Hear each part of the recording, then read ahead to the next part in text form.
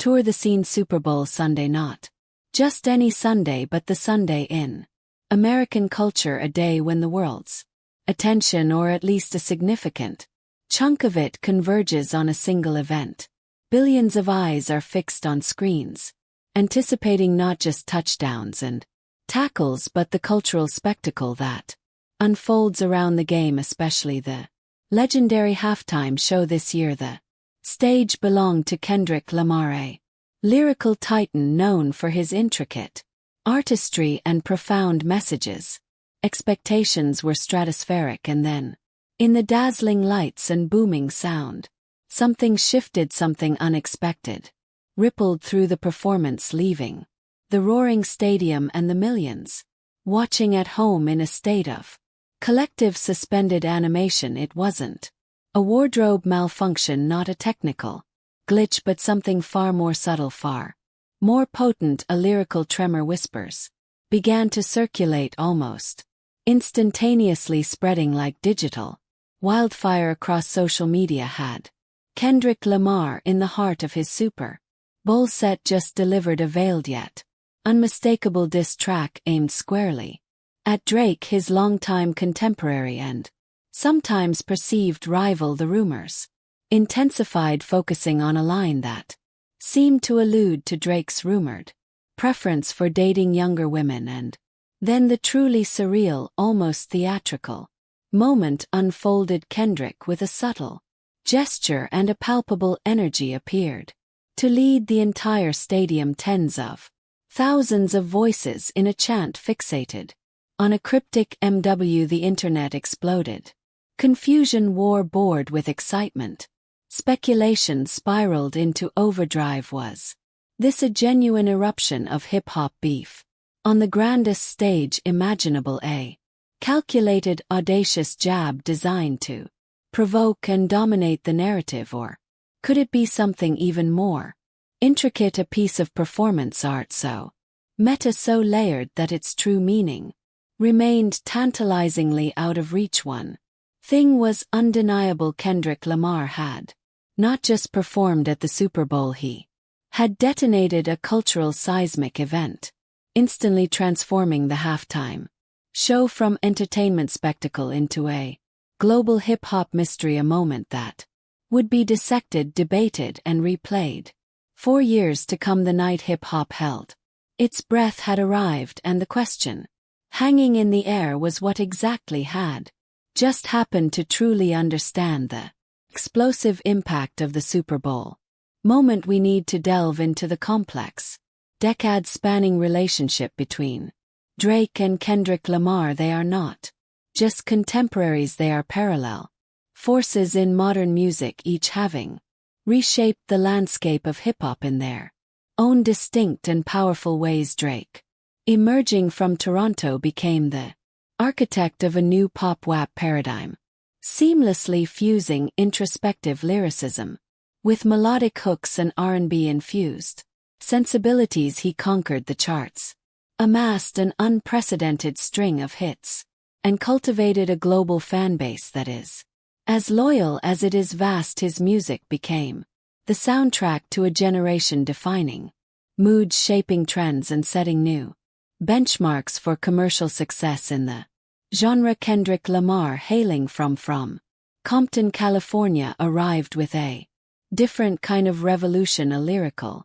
revolution. He quickly established himself as a master storyteller, crafting albums that were not just collections of songs but cohesive, conceptually rich narratives that explored complex themes of race, identity, societal issues, and personal struggles. His work earned him critical adoration, Pulitzer Prizes, and a reputation as a generational poet and artist who could elevate hip-hop to the realm of high art while both achieved stratospheric levels of success. Their paths, while sometimes intersecting, largely remained distinct. Early in their careers there were moments of collaboration, mutual respect publicly expressed, and a sense of shared ambition to push the boundaries of hip-hop. However, beneath the veneer of professional courtesy, a subtle undercurrent of competition began to emerge, perceptible to keen observers and dedicated fans. It wasn't always overt conflict but a simmering tension, a feeling that these two titans were constantly aware of each other's moves, subtly measuring their own achievements against the others, engaging in a kind of subliminal sparring for the crown of hip-hop supremacy. This intricate decade-long dance of dominance, marked by both mutual respect and unspoken rivalry, provided the crucial context for the Super Bowl eruption, transforming a single rumored disc into a cultural flash show with profound implications. The instant the Super Bowl halftime show concluded, the internet didn't just react. It mobilized, it transformed into a vast, decentralized crime scene investigation, with millions of digital detectives instantly deployed to dissect every second of Kendrick Lamar's performance, searching for clues, motives, and definitive answers. Social media platforms from Twitter, now X, to Instagram, TikTok to Reddit became frenzied hubs of speculation and analysis. Memes, often the internet's first language of reaction, appeared within minutes, some celebratory of Kendrick's perceived audacity, others mocking Drake, and many simply expressing the collective bewilderment and excitement. Hashtags like Sig Kendrick Disc Super Bowl beef and MW mystery trended globally, uniting fans and casual observers alike in a shared quest for understanding. Comment sections on YouTube, news sites, and music blogs morphed into gladiatorial arenas where passionate debates raged, with fans fiercely defending their interpretations, dissecting lyrics with almost religious fervor, and presenting evidence to support their claims. The sheer scale of the online reaction was unprecedented, demonstrating the immense cultural gravity of both Drake and Kendrick and the captivating power of perceived hip-hop rivalry. This wasn't just a fleeting internet trend, it was a global digital phenomenon, a testament to the way in which music, celebrity, and online culture had become inextricably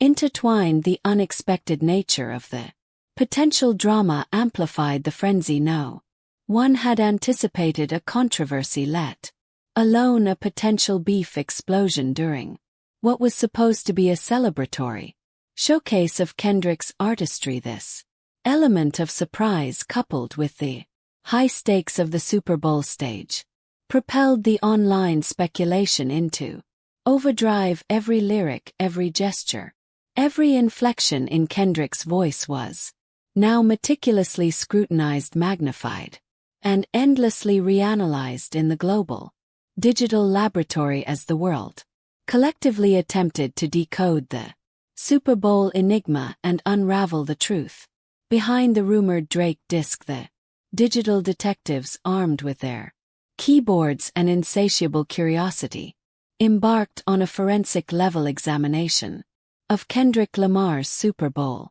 performance, treating it less like a musical set and more like a Da Vinci code waiting to be cracked. The lyrics became the primary focus of this intense scrutiny. Fans, armed with lyric websites and audio editing software, meticulously transcribed and retranscribed every line, searching for double entendres, hidden meanings, and veiled references that might point to Drake. The rumored line about younger women became ground zero for this linguistic autopsy, dissected word by word, phrase by phrase, in search of definitive proof of a Drake-directed disc. But the MW chant, that seemingly spontaneous yet powerfully resonant moment in the stadium, became the ultimate enigma. Who or what was MW? Theories proliferated, ranging from specific individuals rumored to be connected to Drake to symbolic interpretations representing larger industry forces to even more esoteric and abstract concepts. The ambiguity of MW only forming it into a roar, shack test for fan interpretations and conspiracy theories beyond the explicit lyrics. The performance itself was analyzed as a piece of complex performance art. Kendrick's body language, his eye contact or lack thereof, subtle shifts in his vocal delivery, and even the choreography of his dancers were all subjected to intense scrutiny, each element potentially holding a hidden clue, a subliminal message intended for a specific audience or perhaps for the world at large. The set list, the selection and sequencing of songs was also examined for thematic resonances, for potential lyrical connections to Drake's own discography, or for subtle narrative threads that might weave a larger story of rivalry and competition. This deep dive into the performance, treating it as a multi-layered text strip for decoding, highlighted the unique position Kendrick Lamar occupies in hip-hop, not just as a musician but as a lyrical craftsman, a conceptual artist, and a master of subtle communication capable of embedding complex meanings within seemingly simple gestures and lines. In the chaotic aftermath of the Super Bowl performance, as the internet buzzed with feverish speculation, one figure remained conspicuously silent: Drake. In an era of instant reactions where celebrities often address controversies within minutes on social media, Drake's prolonged silence became a defining element of the unfolding drama. It wasn't just silence, it was a sphinx-like stillness, a carefully cultivated absence in the heart of a media storm. This strategic silence in itself became a powerful communication tool. It allowed the rumors to proliferate, to gain momentum, and to dominate the narrative without any direct counter-narrative from Drake himself. It created a vacuum of information which in turn fueled even more intense speculation and conjecture. The absence of a denial, a dismissal, or even a cryptic acknowledgement from Drake was interpreted in myriad ways. Some saw it as a sign of unbothered confidence, a demonstration that Drake was above the fray, too secure in his position to engage with mere rumors. Others perceived it as a calculated strategic move away, to let the controversy simmer, to heighten anticipation for his eventual response, and to maximize the impact when he finally did choose to speak. Still, others speculated that the silence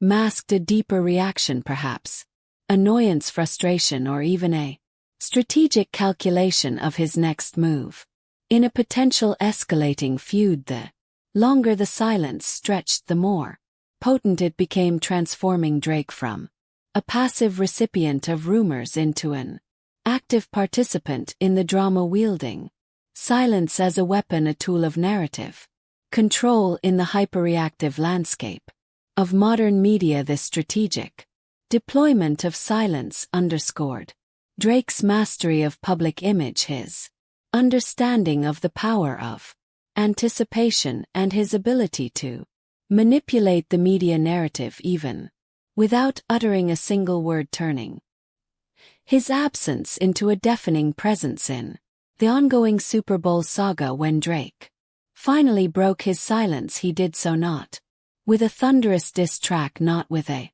fiery press conference, but with an almost disarmingly casual social media live session. This seemingly impromptu, informal approach was a master stroke of public relations, perfectly calibrated to his persona and the complexities of the situation. It allowed him to address the rumors directly but on his own terms, maintaining control of the narrative while projecting an image of relaxed, nonchalant. The live session format, inherently informal and interactive, created a sense of intimacy and authenticity, allowing fans to feel like they were getting a genuine glimpse into Drake's thoughts and feelings rather than a carefully crafted public statement. As expected, the question about the Kendrick Super Bowl line surfaced Quickly in the fan Q&A, Drake's reaction was a study and carefully controlled.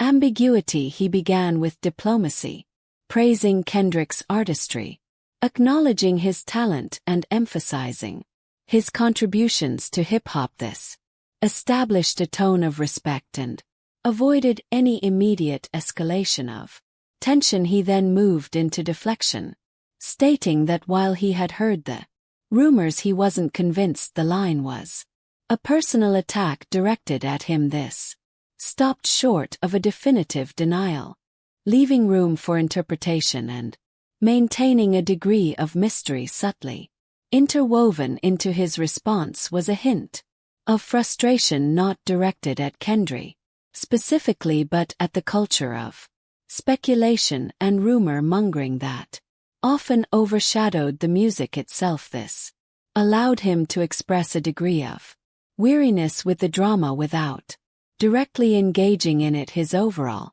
stance was a masterful balancing act, acknowledging the rumors without validating them, expressing respect for Kendrick while subtly distancing himself from the perceived conflict, and ultimately directing the focus back to the music. It was a performance of calculated casualness, a display of diplomatic deflection, and a demonstration of Drake's mastery of subtle communication, leaving fans and media to continue to dissect his words, searching for hidden meanings and definitive answers, even as he presented an image of relaxed composure and strategic ambiguity. In the weeks and months following Drake's carefully orchestrated live session, the Super Bowl disc incident didn't simply fade away. It lingered more and evolved, becoming a permanent fixture in the ongoing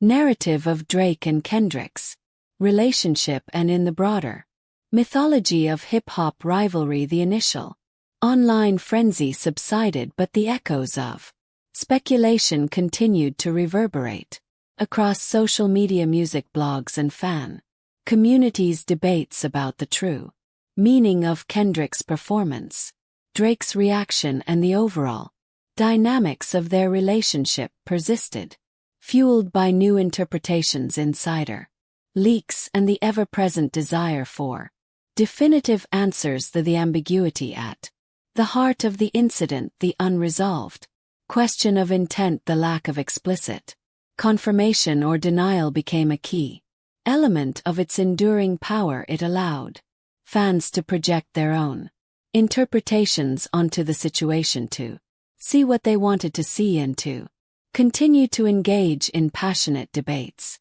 ensuring that the Super Bowl moment remained a topic of conversation long after the confetti had settled. Music critics and industry analysts weighed in, offering varied perspectives on the incident, some downplaying its significance as mere fan-driven hype, others highlighting its potential as a subtle escalation in a long-simmering rivalry, and still others analyzing it as a masterful piece of performance art designed to provoke and engage. The narrative of Drake and Kendrick as rivals, whether real or perceived, was further solidified by the Super Bowl episode, reinforcing the enduring trope of competition and conflict within hip-hop culture. This narrative, in turn, fueled further speculation about future interactions, potential DST tracks, and the ever-present possibility of a full-blown feud erupting between these two titans of the genre. The Super Bowl disc incident therefore became more than just a fleeting moment of controversy. It became a chapter in an ongoing saga, a piece of the puzzle in the complex and captivating relationship between Drake and Kendrick, and a testament to the enduring power of speculation and rivalry in the ever-evolving landscape of hip-hop. In the final analysis, the Super Bowl disc incident, regardless of whether a true disc was ever intended or delivered, transcended the realm of simple controversy and ascended into the realm of hip-hop mythology. It became a case study in the power of ambiguity, the art of suggestion and the enduring appeal of unresolved tension for the vast majority of Super Bowl viewers. Those casually tuning in for the entertainment spectacle, the subtle nuances of hip-hop rivalry likely remained largely invisible. They witnessed a phenomenal performance, a dazzling display of musical talent and stagecraft, and perhaps registered a vague sense of online chatter, but the deeper layers of meaning, the intricate web of speculation, and the long-standing narrative of Drake and Kendrick's relationship were likely lost in the broader spectacle. However, for those deeply invested in hip-hop culture, for the dedicated fans and industry observers, the Super Bowl moment became a defining event, a touchstone in the ongoing saga of Drake and Kendrick. It highlighted the contrasting personas of these two titans, Drake the master of calculated public image wielding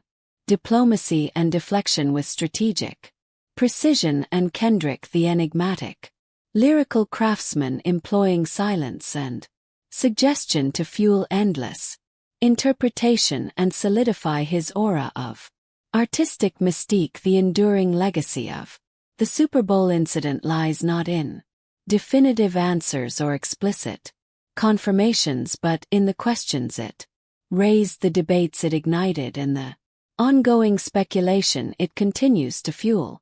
It became a testament to the power of hip-hop to generate not just music but complex narratives, intricate mythologies, and enduring cultural spectacles that captivate audiences far beyond the realm of music itself. The unresolved tension at the heart of the Super Bowl disc incident, the lingering ambiguity and the enduring mystery, ultimately became its most potent and lasting contribution, solidifying the positions of Drake and Kendrick not just as musical giants but as masters of narrative control, architects of their own mythologies, and key players in the ongoing, ever-evolving spectacle that is hip-hop culture. So we arrive back at the central question, the one that ignited this entire firestorm of speculation: did Kendrick Lamar actually diss Drake at the Super Bowl?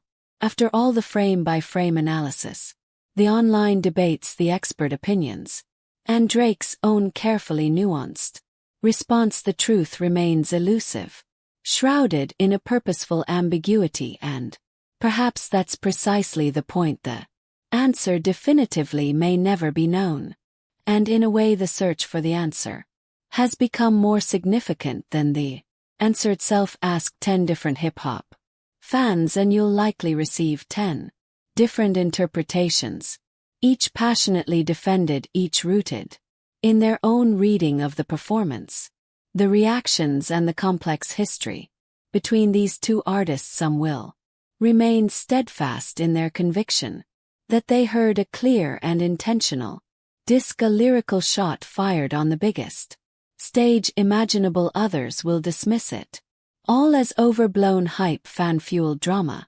manufactured from a mere coincidence or a fleeting moment of artistic ambiguity. Even Drake himself, in his measured commentary, offered no definitive answer, choosing instead to navigate the swirling rumors with a masterful blend of diplomacy and deflection, suggesting a possibility without ever confirming it, leaving the door perpetually ajar for speculation to continue. And in that masterful ambiguity lies the true genius of this entire episode. It has become a potent reminder of the contrasting yet equally compelling forces that Drake and Kendrick represent within hip-hop. Drake, the modern master of public image, adept at controlling narratives, leveraging social media, and maintaining a polished, commercially dominant persona, and Kendrick, the enigmatic poet, the lyrical craftsman who speaks volumes through carefully chosen words and strategic silences, cultivating an aura of mystique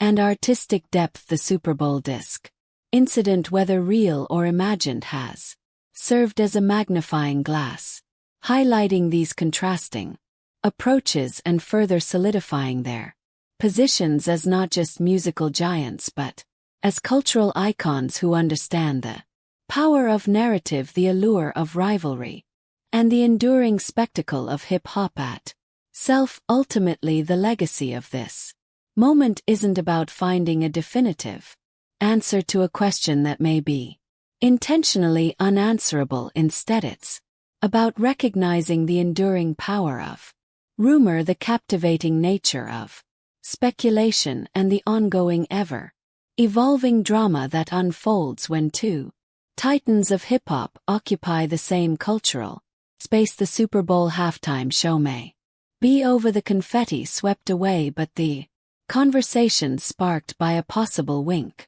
a cryptic line, a moment of perceived tension continues to resonate, a testament to the enduring mythos of Drake and Kendrick Lamar and the endlessly fascinating, perpetually unfolding spectacle of hip-hop at its highest level.